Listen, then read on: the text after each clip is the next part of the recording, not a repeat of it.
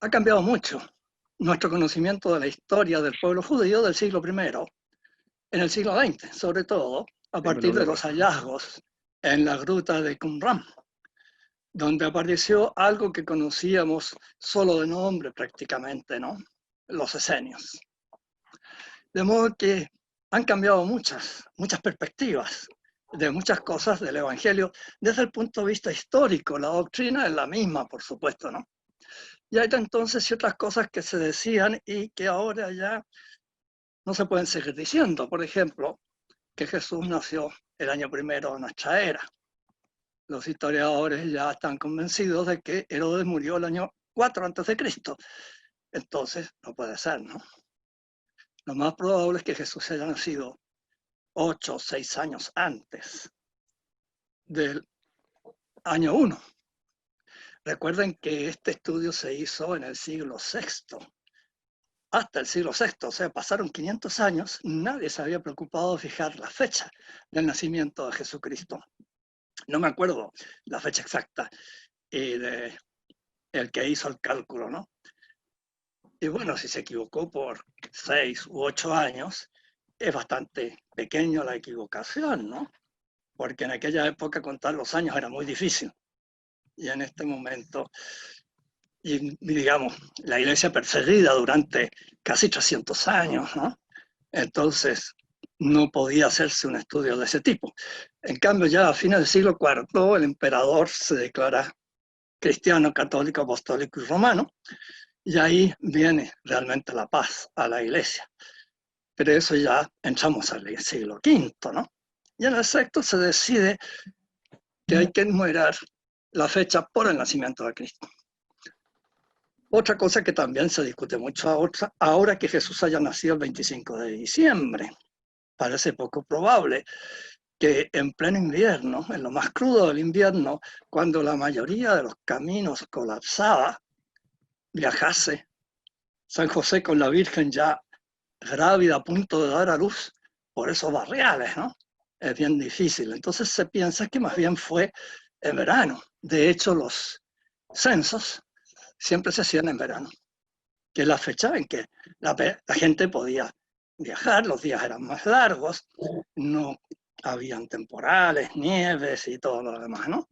Entonces, ha ido cambiando muchísimos detalles de tipo histórico. Y uno de ellos es este, el de si realmente era pobre. Hay un dato que no se le ha dado mucha importancia y tampoco nunca le había dado importancia. San José es de la casa de David. Vale decir, es lo más noble de lo noble que hay en todo Israel. La casa de David, máxima nobleza, ¿verdad? No solo por su padre de David, sino porque además de uno de ellos van a ser el Mesías, que va a ser el rey de Israel. Así que imagínense ustedes, ¿no? Pero ocurre que el señor Herodes era bien cruel y mató a todo el que le podía hacer sombra a sus hijos para seguir reinando en Israel. La lista es bastante larga. En los últimos años, ¿no? Hizo esto. Fíjese que incluso hizo tomar presos a todos los nobles de Jerusalén y ordenó que cuando él muriera los matasen a todos. Así nadie le podía competir, ¿no? A sus hijos el ser rey en Israel. Por suerte, cuando él murió, los romanos impidieron el asesinato y no fueron asesinados todos los nobles. De modo que tenemos un dato, ¿no? Y tal vez por eso San José se fue bien lejos a Nazaret. Porque hay una cosa que nadie sabe, ¿cómo conoció José a María, María a José? Se dice que María fue enviada al templo y servía en el templo, o sea, vivía en Jerusalén. Por lo tanto, hay que pensar que San José también viviría en Jerusalén. Fíjense que nos movemos aquí en conjeturas, ¿eh? Aquí no hay nada que se pueda asegurar con plena certeza. Pero eso es lo más probable. ¿Y quién los puso en contacto? Se supone que Zacarías. Y Zacarías no solo era sacerdote, sino que era esenio. Una de las cosas buenas que hizo Herodes fue levantar un magnífico templo, una construcción realmente muy buena. Pero es otra. Como él no era israelita, él era un extranjero que se unió a los romanos, cosa de poder llegar a ser rey, ¿no? Y se impone en Jerusalén. Entonces tiene que conseguir gente que lo apoye. Y descubre que existen entre los esenios sacerdotes, pero que no los dejan entrar al templo ni los fariseos ni los saduceos. Entonces él hace entrar al templo sacerdotes esenios. ¿Y de dónde sacamos que Zacarías era esenio? De San Juan Bautista. El Evangelio dice que San Juan Bautista, siendo niño, se fue al desierto. Y esa era la fórmula técnica, hoy se sabe. Antes del año 45 no se sabía, fíjense que reciente este dato, ¿no? Era la forma técnica de señalar al que se iba al monasterio de Qumran, que estaba en el desierto, cerca del Mar Muerto. Y justamente ahí, en el Jordán, va a empezar a predicar San Juan Bautista. De modo que tiene bastante probabilidad de ser cierto esto, ¿no? De modo que debe haber sido Zacarías el que puso en contacto a María y José. Y José, viendo lo que estaba haciendo Herodes, decidió irse bien lejos. ¿Dónde? Pues Nazaret es un buen lugar, un pequeño pueblo, que otra cosa que se descubrió hará 50, 60 años. Al lado de Nazaret hay una ciudad muy importante, de la que no hay ningún testimonio en el Evangelio, pero estaba al lado de Nazaret y se han descubierto las ruinas. Y era bien importante esa ciudad, de modo que estaban en un pueblecito chico, entre judíos. Esa ciudad era completamente helénica, según los hallazgos que se han hecho, ¿no? Entonces tenemos ahí otro dato. San José posiblemente trabajaba en esa ciudad, pero vivía en Nazaret. Digo posiblemente porque, como les digo, todas estas son conjeturas. Ahora bien, el apoyo de esta nota de Monseñor Straubinger es por la lectura del Evangelio de San Lucas. San Lucas escribe para los paganos, ¿no? Le dedica el Evangelio a un personaje importante de Roma, Teófilo. De modo que todo el Evangelio tiene muy claro eso.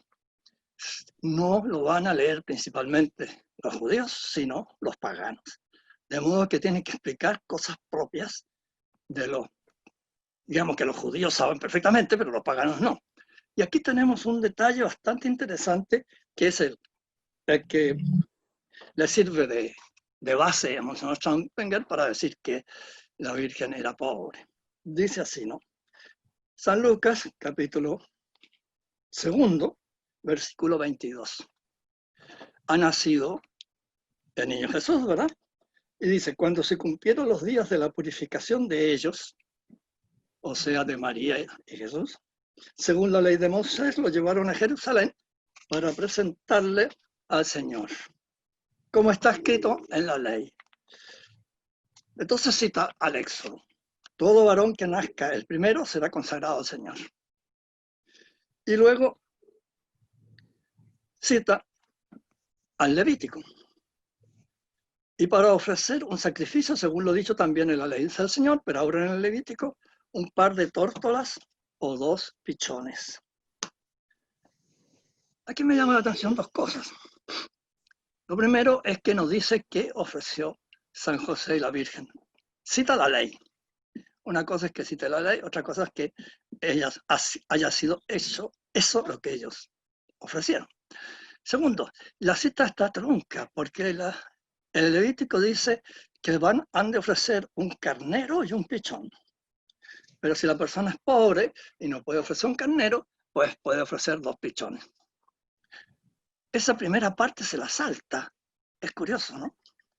Y también que haya otra cosa muy, muy importante, y es que el primogénito tiene que ser rescatado, porque todos los primogénitos de hombres y animales pertenecen a Yahvé. Entonces los padres tienen que rescatar a su hijo, para lo cual tienen que hacer una ofrenda en el templo, que esta vez es de dinero solamente. Eso lo calla completamente San Lucas. Entonces, ¿qué tenemos? San Lucas no dice qué ofreció la Virgen, cita la ley. Es muy posible que haya ofrecido eso, ¿no? Hay aquí una cosa que es muy común. La ley puesta en el Levítico es muy antigua. ¿Se seguía cumpliendo al pie de la letra? Es una osadía decir esto. Sí y no, porque fíjense que los historiadores hace mucho tiempo que se dieron cuenta que en la última cena, la cena pascual, la cual tenía un rito muy estricto, ese rito había desaparecido hace mucho tiempo y lo único que se hacía era la cena pascual con el cordero, pero como una cena ordinaria. No sé si ustedes recuerdan el rito, ¿verdad? Tenían que vestirse como para partir. De modo que nada como están vestidos siempre las personas en la casa, sino que ahora todos vestidos y preparados, listos para salir a la carrera, como quien dice, de la casa, ¿verdad? Entonces se comía el cordero, pero solo cordero nada más. Y el más joven tenía que preguntarle al dueño de casa, ¿por qué comemos así? Tan raro, ¿no? Todos vestidos, preparados, listos para partir. ¿A dónde? Entonces el dueño de casa le explicaba lo que se revela en el Éxodo, ¿no es cierto? El ángel vengador que va a pasar matando a todos los primogénitos, en fin, toda la historia. Bueno, todo eso no se hacía en tiempo de Jesús. De modo que no podemos saber si en tiempos de Jesús se ofrecía el carnero y el pichón o se había acostumbrado a la gente a ofrecer los dos pichones y nada más. Todo esto son, como ustedes se dan cuenta, simples sugerencias, posibilidades. Lo cierto es que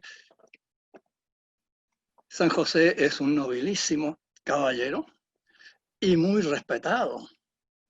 Fíjense que en el siglo II, después de la última rebelión de los judíos, por allá por el año 130, ¿se acuerdan ustedes de la famosa batalla en la cima del cerro? Masada creo que se llamaba el cerro. Bueno,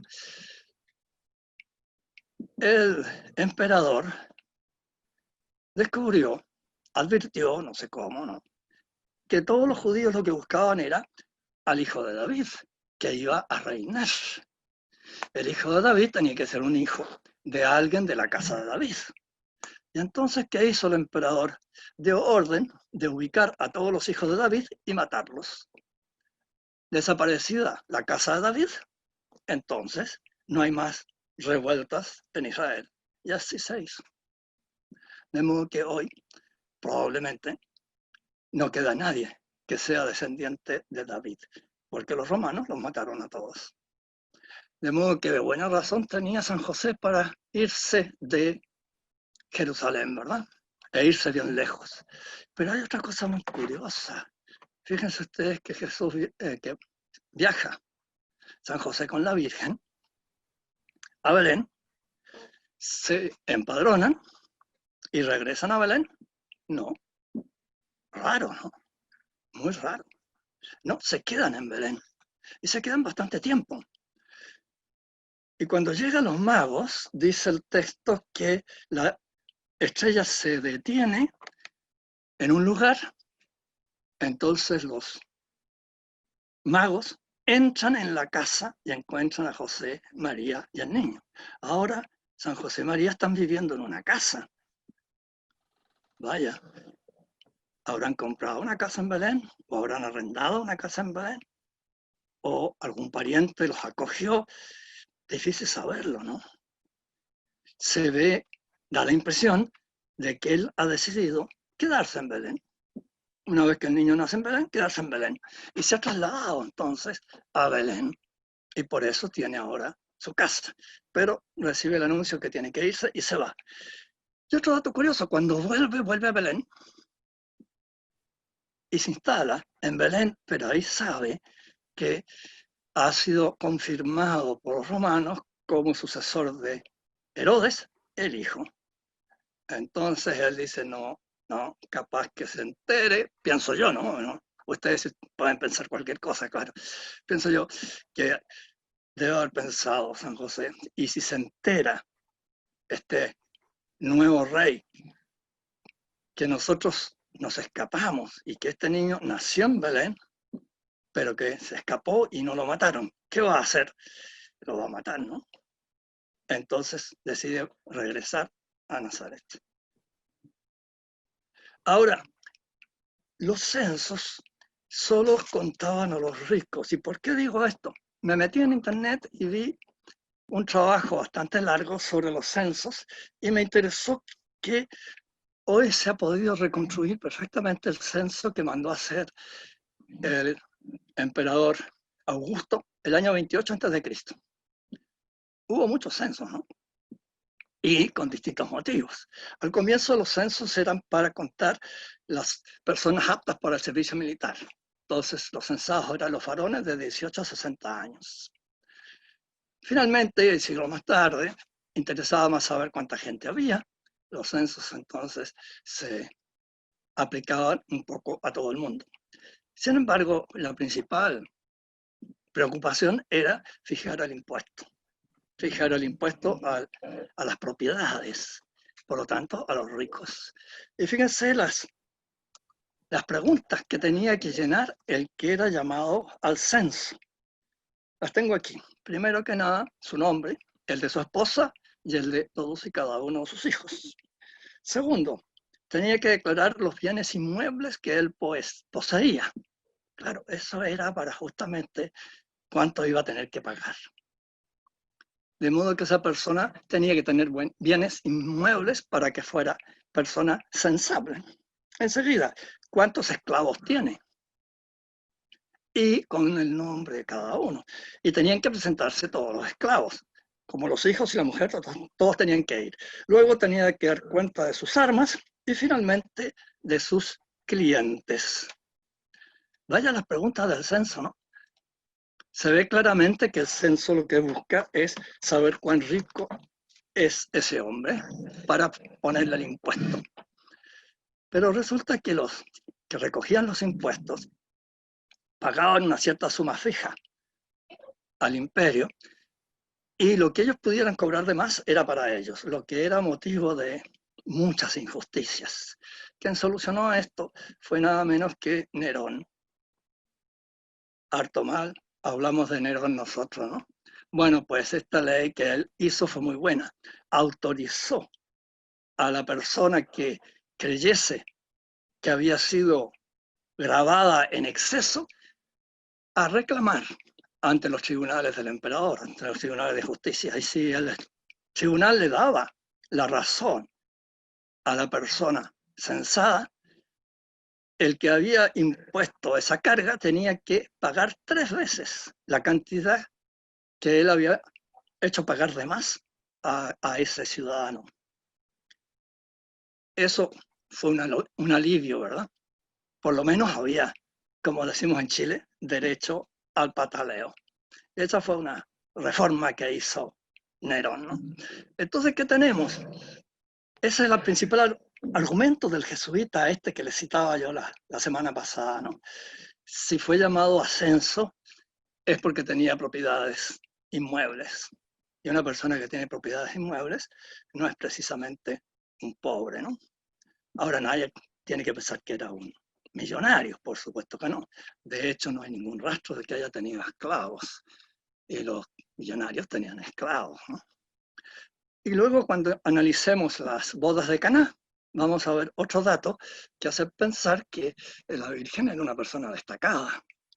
No era una persona pobre que se pudiera ignorar, sino todo lo contrario. Pero eso lo vamos a ver después. Entonces, tenemos que comenzar con la oración, ¿verdad? Uy, ¿dónde la dejé?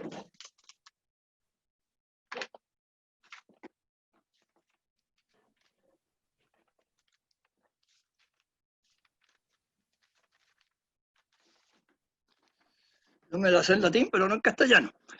Recémosla entonces, supongo que todos la tienen, ¿no?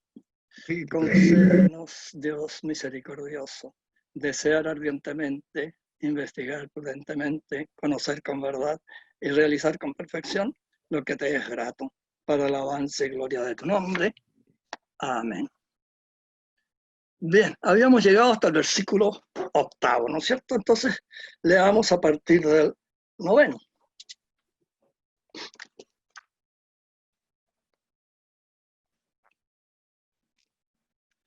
Supongo que todos recuerdan, ¿no? Los primeros versículos, así que no es necesario volver a leerlos.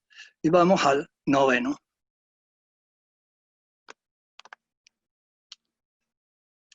El Verbo era la luz verdadera, que, viniendo a este mundo, alumbra a todo hombre.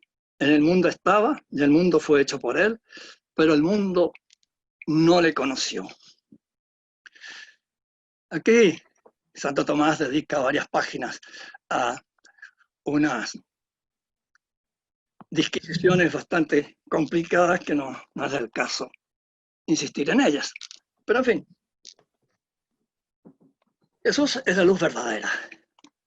Fíjense ustedes que la Biblia es la raíz, el fundamento de todas las herejías. ¿Por qué? Por lo que les decía antes, ¿no? Hay que leer la Biblia teniendo en cuenta que sea escrita por un hombre de otra cultura. Los maniqueos, por ejemplo, a partir de este versículo dice el Verbo era la luz verdadera, entonces es el sol, porque el sol es la luz verdadera. Y ellos adoran al sol. El sol es el Dios bueno. Y las tinieblas no lo recibieron, dice más adelante. Entonces el Dios malo son las tinieblas. Y tenemos dos dioses en guerra permanente. Y eso fundado en el Evangelio de San Juan. O sea, no entendieron nada. ¿Verdad? Fíjense que hay un alemán, Feuerbach, siglo XIX, discípulo de Hegel. Y este hombre da vuelta a todo el sistema de Hegel, idealista en materialista, completamente materialista.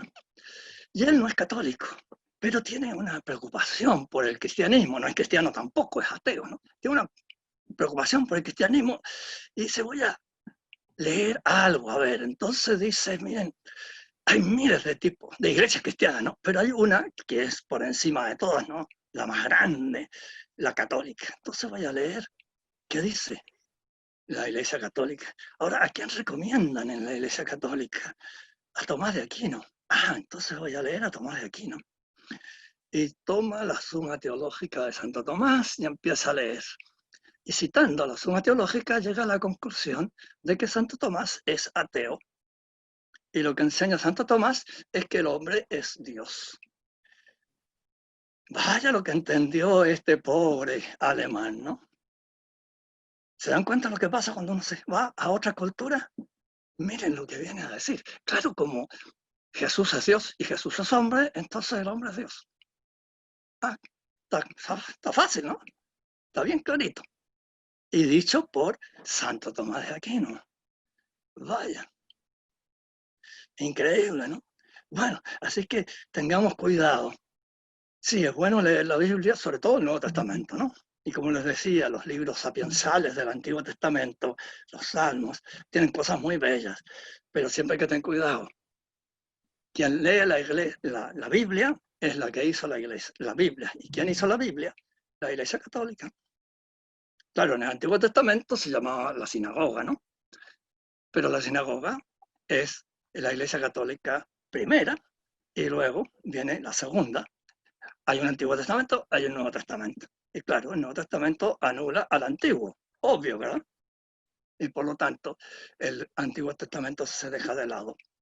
Pero tengan cuidado, para entender bien el Nuevo Testamento hay que conocer el Antiguo. Hay bastantes cosas en el Nuevo Testamento que, claro, como los judíos, toda su cultura es antigua, como se dirá, veterotestamentaria, tiene muchas expresiones, muchos giros que son típicamente veterotestamentarios. Por eso un buen teólogo tiene que leer mucho y bien el Antiguo Testamento. Pero nosotros que somos laicos no necesitamos tanto, ¿no es cierto?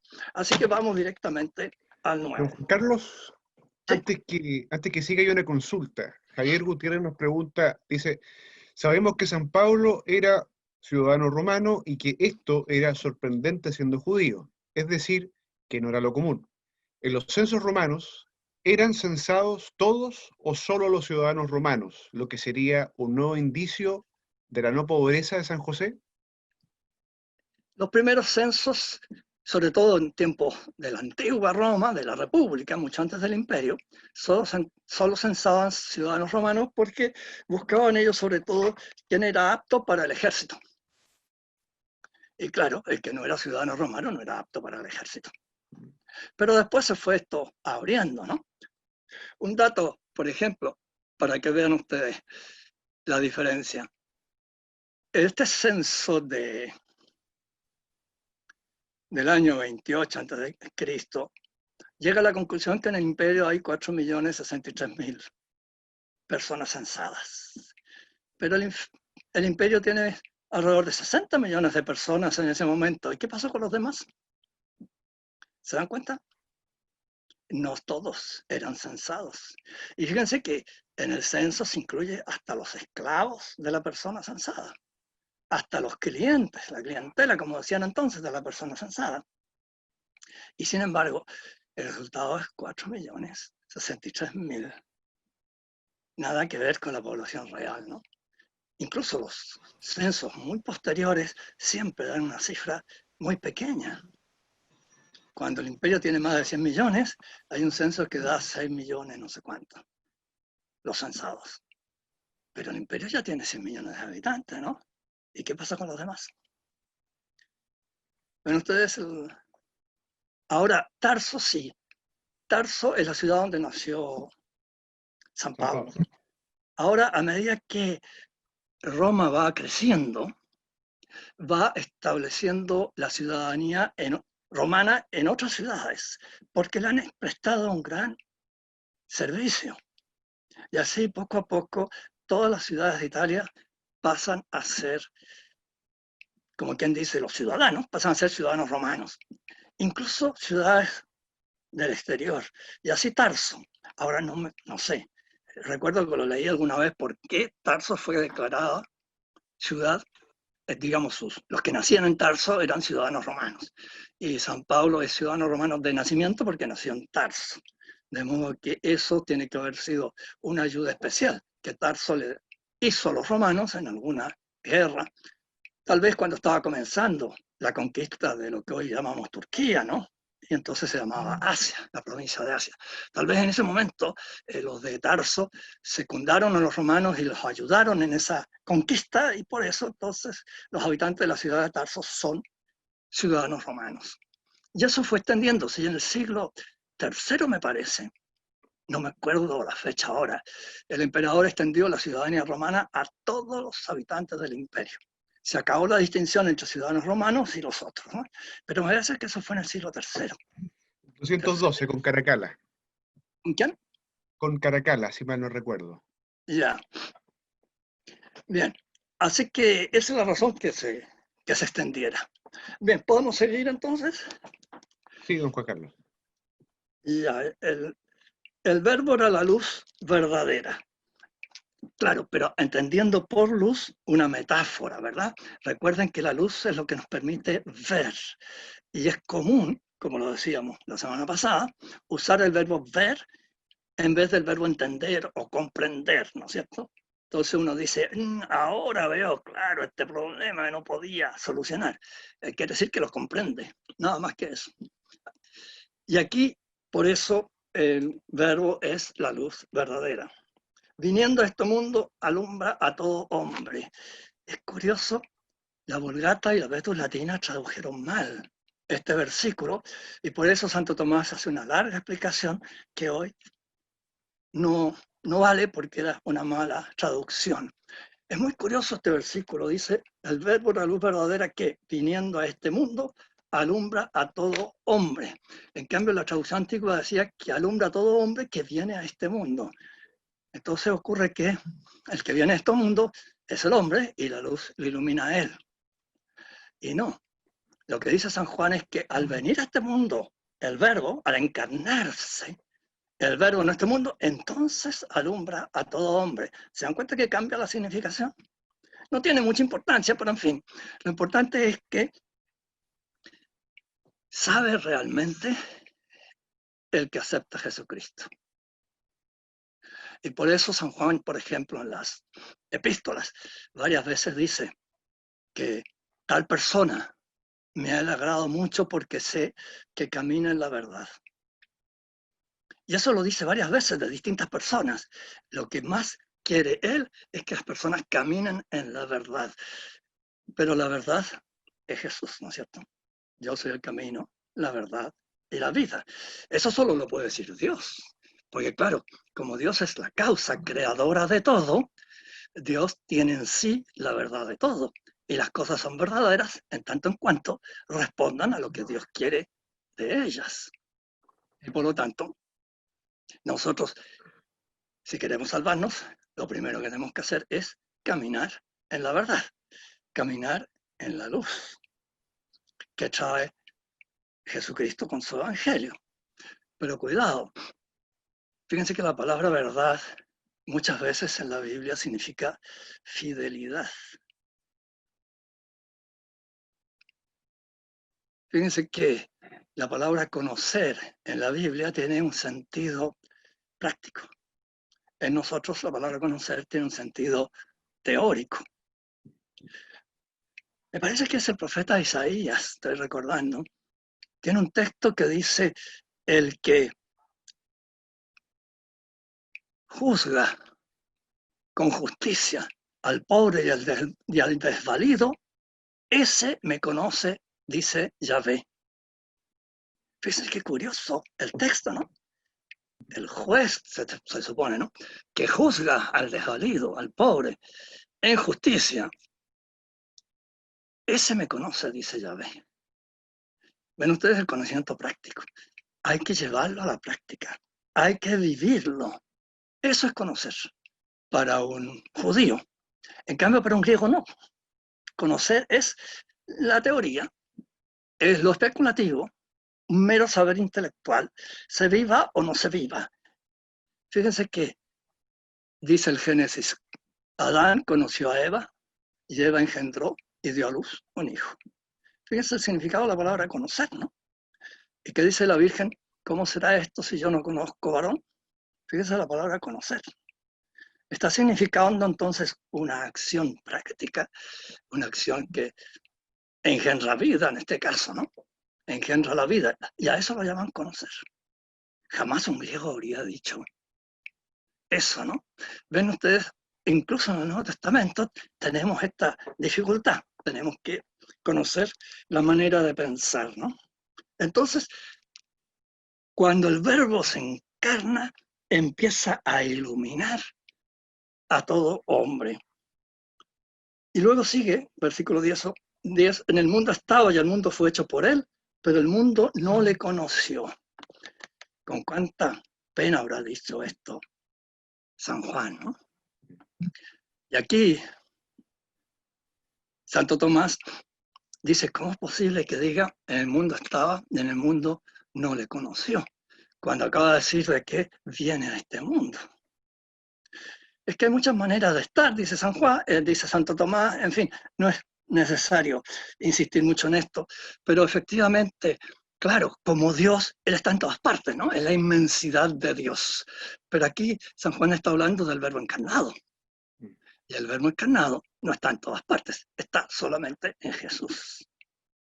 ¿Se fijan? Entonces, no hay que decir, bueno, ¿cómo es esto que vino a este mundo si ya estaba en este mundo? Santo Tomás lo explica muy bien, claro. Pero no hay para qué entrar en todos los detalles de esta explicación. Yo creo que se entiende bien, ¿no? ¿Y cómo es posible que el mundo no lo haya conocido? Y hay una reflexión aquí de San Juan bien impresionante, ¿no? Él vino a los suyos y los suyos no le recibieron. Es la gran tragedia, ¿no? ¿Quiénes son los suyos? Santo Tomás dice: todos los hombres. Claro, todos los hombres son de él. Sí, pero él advierte, en especial los judíos, porque los judíos son el pueblo elegido por Yahvé, ¿no es cierto? Es el único pueblo a quien Dios se le ha dado a conocer su voluntad, expresada por los 10 mandamientos, ¿verdad? Expresado por el culto que se dirige únicamente a Yahvé. Y los demás hombres no tienen eso, no saben eso.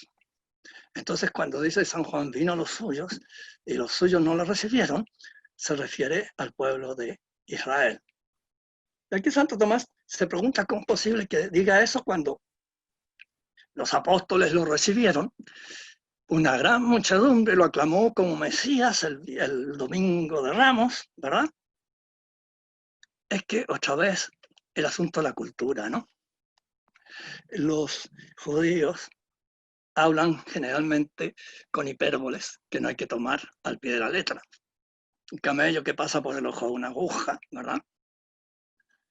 Pero también les gustan estas frases redondas, ¿no?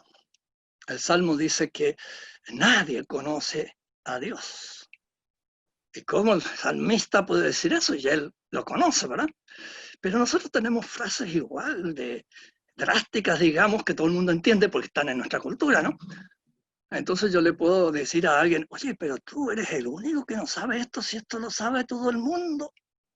¿Verdad que decimos eso?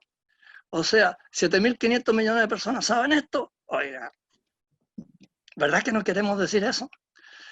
Otra vez, ¿no? Hay que insistir siempre en esto, en tener mucho cuidado cuando yo leo algo, meterme en el pensamiento de esa persona y no en el mío. Y es muy común que lo lea y lo haga decir lo que yo pienso y no lo que él piensa. Recuerdo que pasé un susto en Madrid haciendo mi tesis doctoral, comparación entre Santo Tomás y Kant, en el tema de la finalidad. Y encontré un libro escrito por Heidegger, el gran filósofo, ¿no? Kant y la metafísica.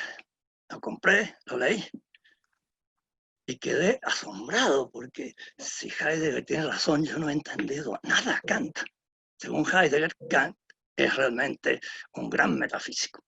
Y fui a hablar con mi profesor. Y mi profesor se sonrió y me dijo, mira, Heidegger, no importa que lea, ahí va a encontrar a Heidegger. Ah, bueno, ya, entonces. Pero es que todos hacemos eso, hay que tener mucho cuidado, no, yo tengo que meterme en la mentalidad de él, no en la mía, tengo que salir de la mía. Y eso sí me hace comprender, si no, nunca voy a comprender a la otra persona. Y cuando hablo con otra persona tengo que hacer lo mismo, meterme en la cabeza de él. Y eso, claro, significa bastante tiempo. Si uno va a estudiar un nuevo filósofo, lo mejor que tiene que hacer es tomar un libro de historia de la filosofía de un buen autor que piense bien y me hace una exposición general, entonces ya me da una pauta. Y luego tengo que leer varios libros, no uno, varios libros de ese autor, para irme metiendo en la mentalidad de él, porque si no, quién sabe qué disparate, como el de Feuerbach nomás. Santo Tomás es ateo, miren qué gran descubrimiento hizo Feuerbach, ¿no? O estos otros que leyendo estos textos dicen, el sol es Dios. Vaya. Entonces, los suyos no le recibieron. Pero como pasa en todos los profetas, fíjense en el Antiguo Testamento, cada vez que censuran a Israel, cada vez que anuncian un castigo a Israel, inmediatamente ponen la alabanza después y se vuelan, digamos, ¿no?, en el tiempo hacia la figura del Mesías, que va a crear un nuevo Israel que va a ser realmente fiel a Dios y van a terminar todas estas rebeliones de Israel contra Dios. Efectivamente, la historia de Israel es como quien dice, exagerando un poco, ¿no?, la historia de una rebelión continua, hasta que Dios castiga primero a Israel, el reino del norte, los asirios, conquistan y se llevan preso a la mayoría de los habitantes, toda la gente, digamos, importante, solo dejan campesinos allí y traen gente de otras partes. Y en el siglo VII, los babilonios conquistan lo que quedaba, Judá y Benjamín, las últimas dos tribus, destruyen Jerusalén y la hacen pedazos, no queda nada de Jerusalén, del templo no queda nada tampoco, y se llevan a toda la población más activa, más culta, más preparada, presa, desterrada, y queda solo los campesinos por ahí, aislados, por allá, y traen gente de otras partes a vivir allá. Y desaparece Israel. Y esto ha sido profetizado una y otra vez por los profetas anteriores, pero no les hicieron caso. Y fíjense, todo castigo de Dios, como ahora estamos siendo castigados por esta porquería, ¿cómo se llama? El COVID, ¿cuánto es? COVID-19. Nos tiene bien hasta más arriba de la coronilla, ¿no es cierto? No podemos salir de la casa y todo eso. Castigo de Dios, simplemente, evidente. Pero todos los castigos de Dios son para purificación, para que entendamos que somos poca cosa y que tenemos que acudir a Él. Y el mundo hoy, el mundo occidental, cómo se ha separado de Dios, es increíble, ¿no? Cómo ha disminuido la iglesia. Cuando yo estaba en el colegio, 1 de cada 4 habitantes del planeta era católico, apostólico y romano. Hoy debe ser 1 de cada 7 o de cada 8, ¿no? Si es que. Y vamos cada vez disminuyendo más. Entonces, que Dios nos castigue en buena hora, ¿no? A ver si aprendemos. Pero para eso primero tenemos que entender que hay un castigo. Bien, entonces, no lo conocieron. Pero ahora viene la otra parte, ¿no? Él vino a los suyos y los suyos no lo recibieron. Pero a todos los que les recibieron les dio poder de llegar a ser hijos de Dios. A los que creen en su nombre, estos no han nacido de la sangre, ni del deseo de la carne, ni de la voluntad de varón, sino de Dios. Ahora viene la otra cara, ¿no es cierto? Claro, los que reciban a Dios, esos van a recibir un regalo, pero increíble. Van a ser hijos de Dios. Increíble el regalo, ¿no? Pero lo dice de una forma bastante rara, ¿no?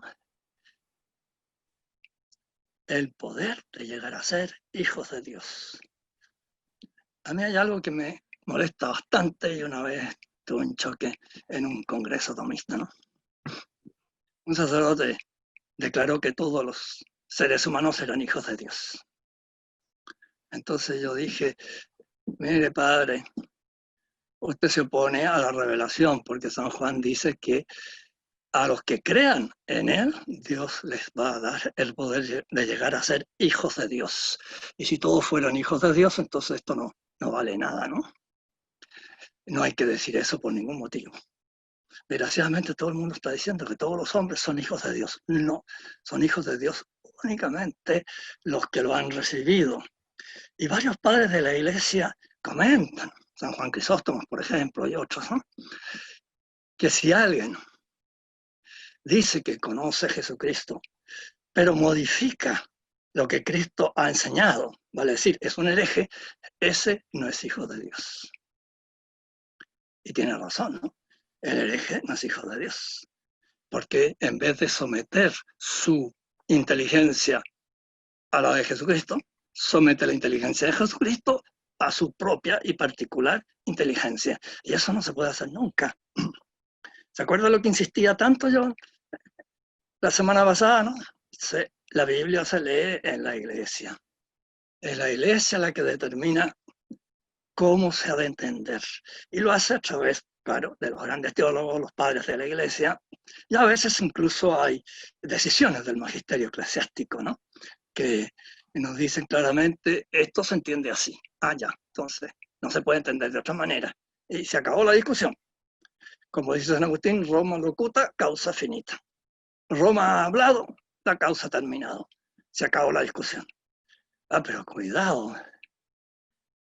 Fíjense que esa discusión se debe al pelagianismo, ¿no?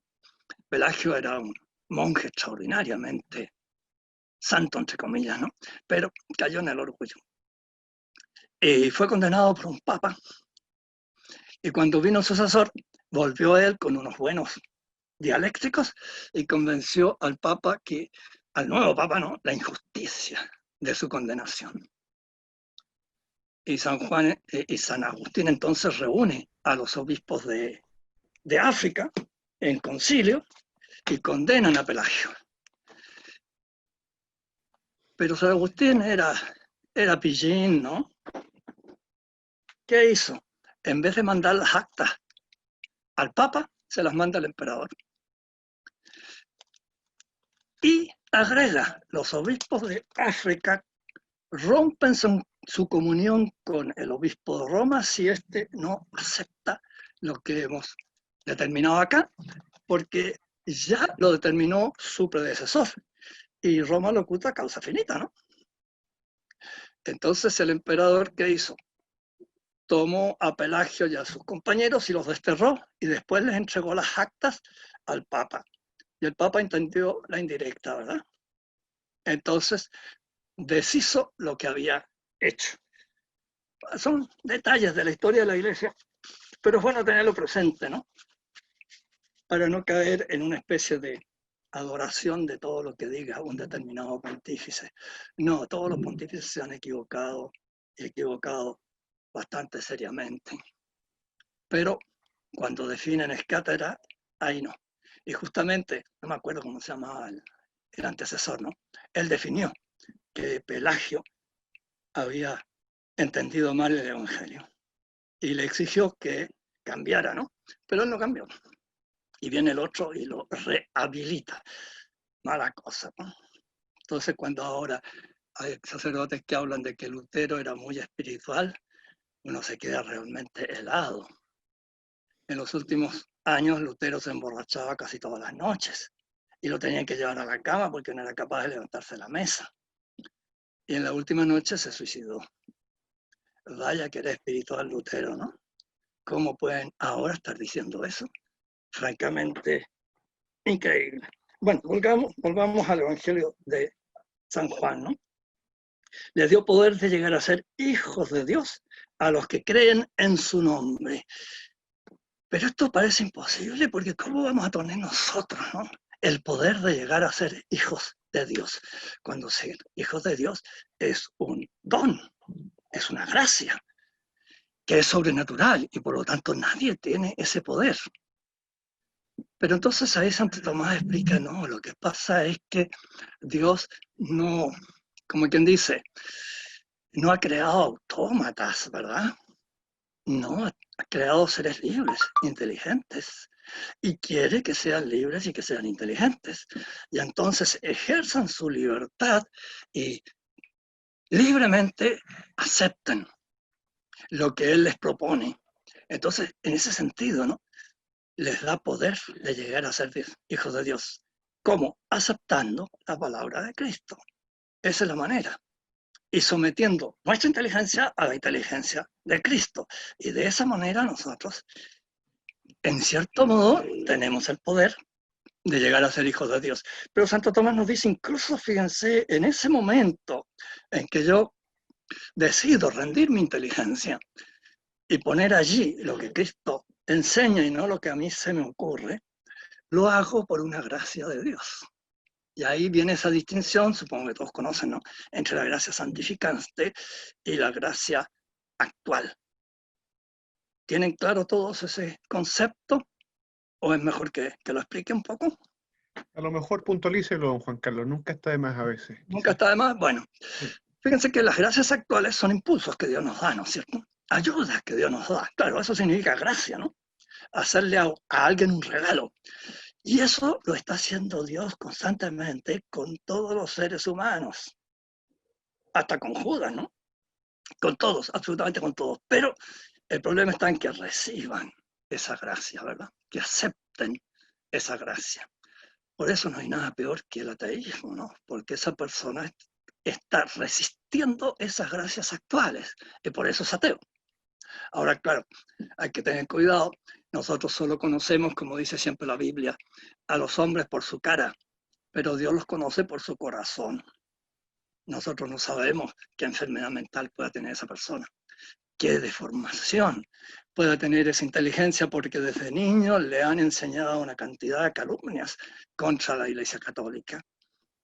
Fíjese que San Agustín nos dice en sus confesiones que escribió hace el año 400 de nuestra época, ¿no? Dice que los cristianos son calumniados constantemente, que hubo un tremendo temporal, culpa a los cristianos, que hubo una tremenda sequía, con culpa a los cristianos, que vino una peste, culpa a los cristianos, que vino un terremoto, culpa a los cristianos. De todo tienen la culpa los cristianos, dice San Agustín, que se decía en el Imperio Romano en su época. Y hoy día pasa algo muy parecido, ¿no? La leyenda negra de la Edad Media, de España y de la Iglesia es tremenda, ¿no? La cantidad de calumnias que se dicen. Bueno, el odio a Jesucristo está tan vivo hoy como en Jerusalén ese año en que lo crucificaron, ¿verdad? Y después, fíjense ustedes, ¿no? La persecución a sus discípulos, con la pena de muerte incluida, empezando por San Esteban, siguiendo por Santiago, luego Simón Pedro, que lo sacó un ángel, porque si no lo matan a la mañana siguiente, ¿verdad? Pero estaba condenado a muerte ya. Santiago Apóstol también. Bueno, y muchas otras personas de menor categoría, digamos así, que no figuran en los Hechos de los Apóstoles porque es un libro muy, muy cortito, ¿verdad? Pero hubo muchas más muertes, muchas más. El odio al cristianismo es muy grande. Y el siglo que más cristianos mató es el siglo XX. Supongo que el siglo XXI lo va a superar, pero en fin, por el momento el récord absoluto lo tiene el siglo XX, de la muerte por odio de cristianos. Un poco por todas partes esto, ¿no? Sobre todo ¿no? el marxismo se lució en esto. Pero hay muchos otros movimientos. Piensen ustedes últimamente cómo están matando cristianos en el cercano oriente. El Islam está matando cristianos por todas partes hoy día. Así que seguimos, la historia va a ser siempre la misma. La iglesia es perseguida. Jesús no ha sido recibido, pero Él nos dio el poder de llegar a ser hijos de Dios. Pero para eso es necesario creer en su nombre. Esto es un hebraísmo. No es lo mismo, por ejemplo, decir yo creo a Alejandro que decir yo creo en Alejandro. ¿Se dan cuenta que es distinto? Claro, si Alejandro es un doctor, por ejemplo, que ahí dice que es experto en diabetes y yo voy allá, le creo lo que me dice, mire sus exámenes, usted es diabético y tiene que hacer esto, esto y lo otro, bueno, y lo hago. Pero puedo pensar de que ese doctor es un egoísta, es un creído, es un soberbio, qué tipo tan desagradable, ¿verdad? Entonces creo en él, no, le creo a él, porque estudió, sacó título y todo lo demás. En cambio, en Jesucristo hay que primero creer en él, porque él es el verbo, él es la luz, y después se cree a él. Es distinta la actitud, ¿no es cierto? De modo que por algo nosotros nos llamamos cristianos, seguidores, súbditos de Cristo, de Jesús de Nazaret. Eso es lo primero, convencernos de que Él es la luz y no hay otra. Y cualquier otra, aunque en nombre de Cristo se oponga a lo que Cristo realmente enseñó, fuera. No se lo debe escuchar por ningún motivo.